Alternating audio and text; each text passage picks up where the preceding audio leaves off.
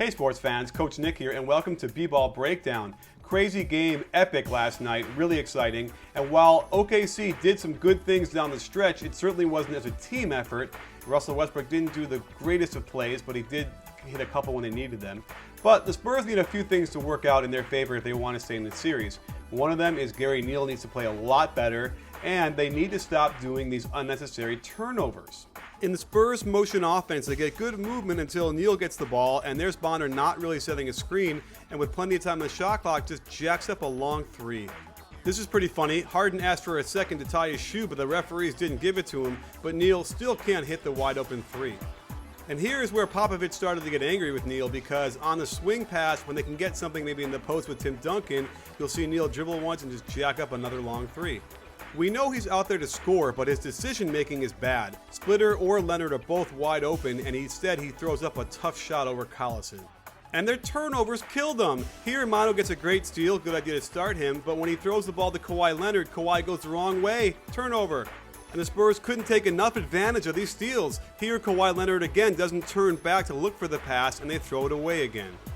And then you get Tony Parker uncharacteristically out of control going to the basket and just getting in the air and throwing it away. And you want to see Tony Parker aggressive if you're a Spurs fan, but look at that clean pick by James Harden, beautiful. But the Thunder can't take advantage. And Blair hasn't played a lot, so he doesn't remember that Ginobili likes screens set to go to his left. He tells him to switch it, but gives up too quickly, goes to the right, jump ball, ends up being a turnover. Now, the Thunder didn't score on a lot of these turnovers that were pretty bad for the Spurs, but there is a really bad turnover because it results in a dunk. And Manu was having the game of his life, yet still inexplicably would just turn the ball over, just drop it to them. And this time, attacking the basket to his right, Russell Westbrook gets a beautiful strip. When they get the steal here, they're not going to blow the chance to score, even though they missed the alley-oop. There's Durant to put it right back in. And Tony Parker didn't handle the pressure very well at all game, and here he desperately tries to make contact with Perkins, but Perkins gets out of his way, no foul, just throws the ball out of bounds. And when the game's going your way like it was for Manu, even misses somehow find their way back to your hands wide open for a three.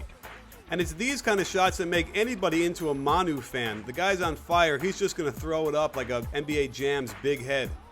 The Thunder put Cephalosha on him, and look how hard it is to have to fight through that screen. Duncan's probably moving a little bit, but it doesn't matter. Boom. Steven Jackson hurt them by not switching on this cross screen. Seems reasonable to think that he would have switched, but he doesn't get out there, doesn't close out, and they give Durant a wide open three. And it's these moments I feel the Spurs have to double Durant and get the ball out of his hands. Instead, he isos, blows right by Steven Jackson again for a layup.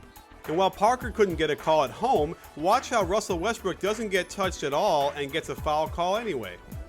And the Spurs turnover woes continued as Parker going to the basket gets stripped again, a really bad turnover because it leads to a fast break dunk, and this run gave OKC control over the game that they never relinquished. More awful Steven Jackson defense, terrible hedge, doesn't challenge a shot. Kawhi Leonard shouldn't let Harden go to the middle, but he does. But there's Steven Jackson make matters worse by grabbing his arm with both hands. I know the Spurs like to defend against middle penetration, but here Steven Jackson lets Russell Westbrook just get right to the middle for a layup. Terrible. So they go to their usual ISO. You'll see Kevin Durant and Harden just standing around. Kevin Durant's hands are on his hips. But here Russell Westbrook double dribbles, which is a really bad play.